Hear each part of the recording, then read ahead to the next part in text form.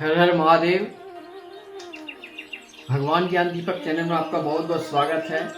आइए, आज मैं ज्योतिर्लिंग के तीसरा ज्योतिर्लिंग है जो महाकाल के रूप में जाने जाते हैं। पहला मैं सोमनाथ के बारे में वीडियो कॉन्टेक्ट दे चुका हूँ, दूसरा मल्लिकार्जुनम का भी दे चुका हूँ। आप मेरे भगवान ज्ञान दीपक चैनल में सब्सक्राइब करेंगे तो आपको सभी स्पिरिचुअल मेडिटेशन वाले जितने भी महादेव के ज्योतिर्लिंगा के सभी एपिसोड मिलेंगे। आज मैं तीसरा जो ज्योतिर्लिंगा हैं उनका नाम है महाकाल।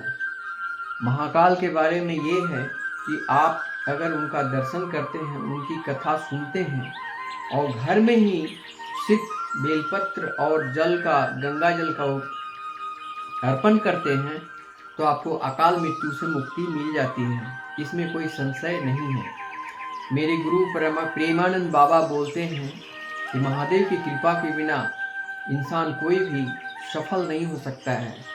चाहे वो कृष्ण आराधना करे, राम आराधना करे, जितने भी देवी देवता का आराधना करे, लेकिन महादेव की आराधना के बिना आप सफल नहीं हो सकते हैं। हालांकि श्री महादेव के आराध्य देव श्री राम, श्री कृष्ण हैं, उनकी आराधना करने से महादेव की आराधना मानी जाती है। लेकिन इस सावन महीने में मैंने द्वादश ज्योतिर्लिंग के बारे में जो बताया है और बता रहा हूँ, मैं शिव पुराण का कथा पढ़ता हूँ, श्रवण करता हूँ, मनन करता हूँ और चिंतन करता हूँ। मैं D K. Sharma from India. My motive spiritual meditation by Bhagavad Gita and Purana and Shiva Purana, ये सब जितने भी धार्मिक ग्रंथ हैं उन सब का अध्ययन करता हूँ। इसके पहले मैं बता दूँ कि मैं एक गवर्नमेंट सर्विस में था, जहाँ से मैं रिटायर्ड किया हूँ।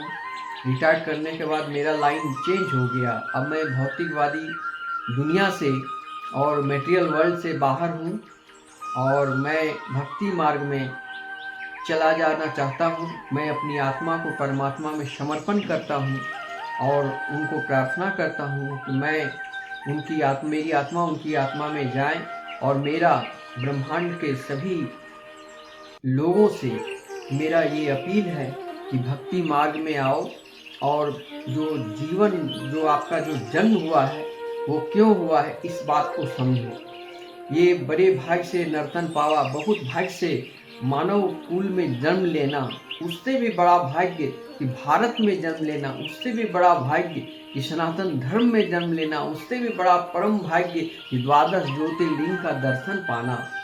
इस प्रकार हमारे जीवन सार्थक होता है।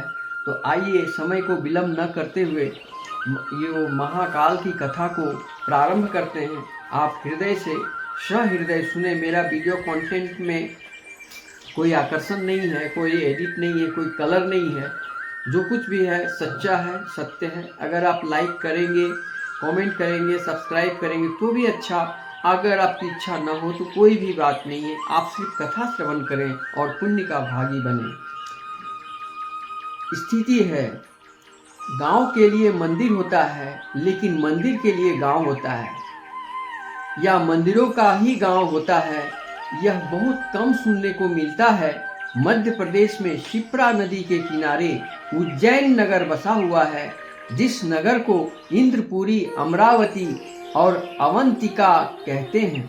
यहाँ के सैकड़ों मंदिरों की स्वर्ण घंटियों,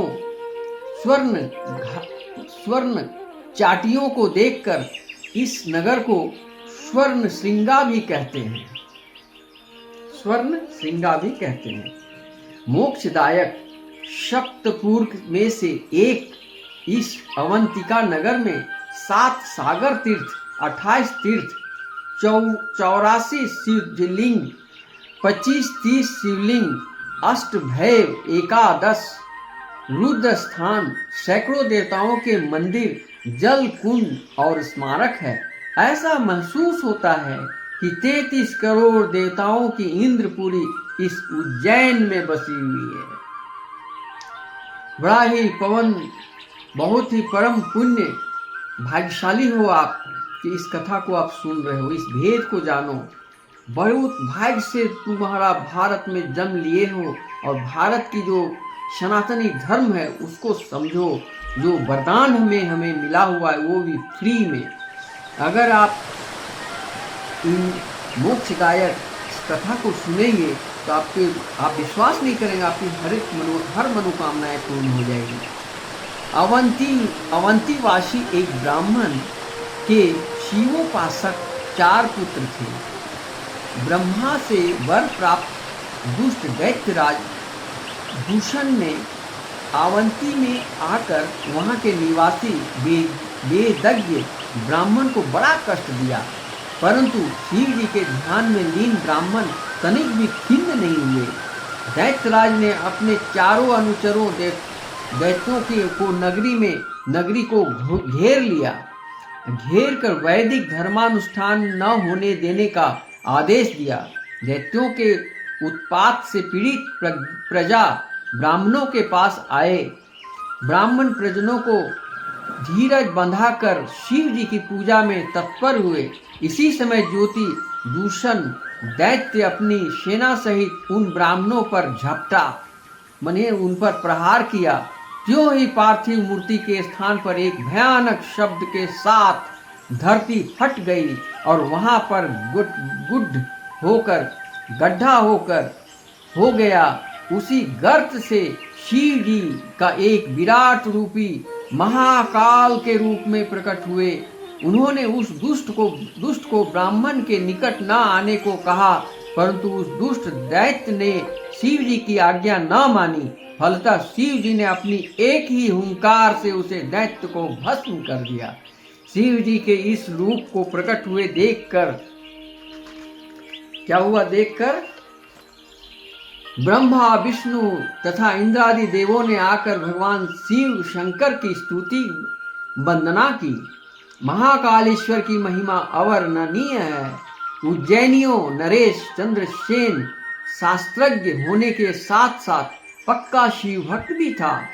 उनके मित्र महेश्वरी जी के गण मणिभद्र ने उसे एक सुंदर चिंतामणि प्रदान की।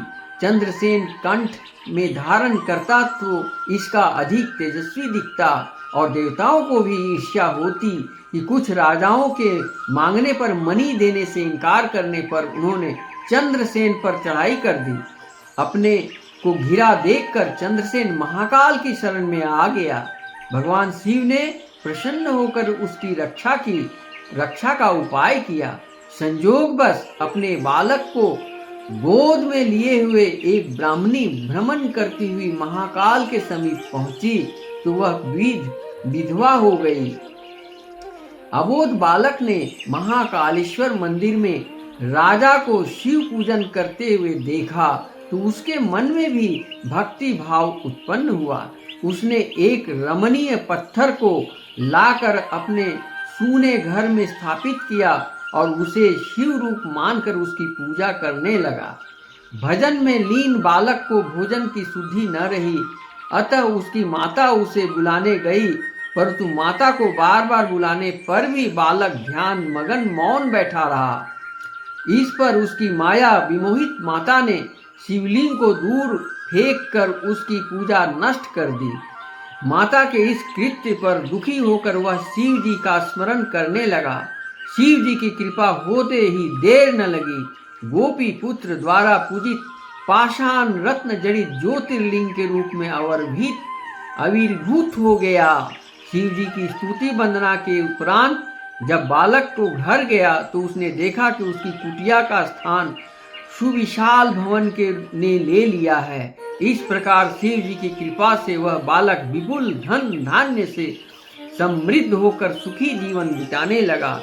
इधर विरोधी राजाओं ने जब चंद्रसेन के नगर पर अभियान किया तो आपस में ही एक दूसरे को कहने लगे कि राजा चंद्रसेन तो शिव भक्त है और यह उज्जैनी महाकाल की नगरी है, जिसे जितना संभव है वह विचार कर उन राजाओं ने चंद्रसेन से मित्रता कर ली और सबने मिलकर महाकाल की पूजा की। इस समय वहां वानर वानराधीश हनुमान जी प्रकट हुए और उन्होंने राजाओं को बताया कि शिव जी के बिना मनुष्य को गति देने वाला अन्य कोई नहीं है। शिव जी तो बिना मंत्रों से ही की गई पूजा से भी प्रसन्न हो जाते हैं। गोपी पुत्र उदाहरण तुम्हारे सामने है। गोपी पुत्र जो एक कथा सुनाया गया, ये बहुत ही परम सुंदर कथा है। इसको सुनने के बाद हर कोई के मन में शिव भक्ति की आराधना करने की क्षमता बढ़ जाती है। इसके पश्चात हनुमान जी ने चंद्रसेन को स्नेह और कृपापूर्ण दृष्टि से देखकर वहीं अंतर ध्यान हो गए। संस्कृति विद्या का आद्यापीठ और धर्म ज्ञान तथा काल का त्रिवेणी संगम यहाँ हुआ है। इस नगर का वैभव मौर्य, गुप्त तथा अन्य राजाओं ने बढ़ाया है। संवतकर्ता विक्रमादित्य के साम्राज्य की जैन राजधानी थी। यहाँ राजा भर्तृहरि का विरह कथा, नीति शतक, पद्योक्ति, राजकन्या वासव दत्ता और उदयन की प्रेम कहानी, इस नगर की प्रकृति सौंदर्य आदि का सुंदर वर्णन अनेक लेखकों ने किया है। प्रभात के मंगलमय पर नगर की स्त्रियां कुकुम्भ मिश्रित पानी आंगन में छिड़क कर उसे रंगोली से सुशोभित किया करती थी। प्रातः कालीन पूजा क्षिप्रा नदी के किनारे उज्जैन में इस महाकाल शिव के मंदिर में प्रातः 4 बजे पूजा शुरू हो जाती है। अभिषेक के पश्चात महाकाल को चिता भस्म लगाया जाता है।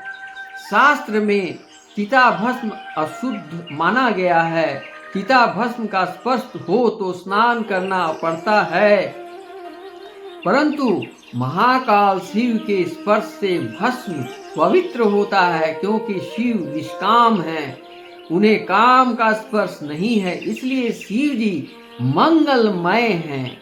शिव महिम्न स्रोत में वर्णन है, चिता भस्मो लेपः स्वतः गति निरिक रोटी परिकरः अमंगल्यं शीलं तव भवतु नमय व मखीलं तथापि स्मृतिनां वरद परमं मंगलमसि। इस प्रकार शिव मंगलमय सुंदर हैं। अवंती नगरी के शिव की प्रिय नगरी है। महाकाल के जो दर्शन करते हैं उसे स्वप्न में भी दुख नहीं होता। मानव जिस कामना से महाकाल के ज्योतिर्लिंग की उपासना करता है उस सभी मनोरथों को सिद्धि मिलती है और मोक्ष की प्राप्ति होती है। अतः श्री महाकालम का कथा यहीं पर समाप्त हो जाता है। मेरे बंधुओं, मेरे साथियों, मेरे सनातनियों, इस बात को अगर आप नहीं जानते थे आज तक, तो आज से प्रारंभ कर लो कि महाकाल उज्जैन वाले जो हैं महादेव, उनकी ऐसे तो 12 ज्योतिर्लिंग में सभी हैं। और एक बात यहाँ पर इस कथा में सुनी गई है कि कोई भी इस पत्थर जिसमें शिव का अंश है उसको शिव मानकर अगर आप पूजन करते हो तो शिव इसमें प्रसन्न हो जाते हैं। इस प्रकार एक भील की कथा सुनने, भील एक राक्षस था। वो बेल के पेड़ पर चढ़कर हिरण का शिकार करने गया था, लेकिन दिन भर उसको कोई शिकार नहीं मिलने पर वो उपवास था। और वो जब एक हिरण को देखा तो तीर चलाने का कोशिश किया तो कुछ बेल के पत्ते गिर गए और उसके कंधे में रखे हुए जल गिर गए जो नीचे शिवलिंग था, और उस शिवलिंग पर जल और बेलपत्र पड़ते ही शिव भगवान प्रकट हुए और भील को वो दर्शन दिए। तो देवों में देव महादेव इतने भोले हैं कि कोई भी भक्त अगर सच्चे हृदय से भगवान भोलेनाथ को जल और बेल पत्र का अर्पण करते हैं, उनके पूजन करते हैं, आराधना करते हैं, जो भी मनोकामना पूर्ण उनको करते हैं उनकी पूर्ण होती है। इसलिए 12 ज्योतिर्लिंग में आज मैं महाकाल के बारे में संक्षेप में वर्णन किया है। फिर मैं अगले ज्योतिर्लिंग का वर्णन कल के एपिसोड में करूंगा। भगवान ज्ञान दीपक चैनल में आपका बहुत बहुत स्वागत है। अगर आपको कथा पसंद आए तो हर हर महादेव कमेंट बॉक्स में लिखें। तब तक के लिए जय श्री राम, जय श्री राम।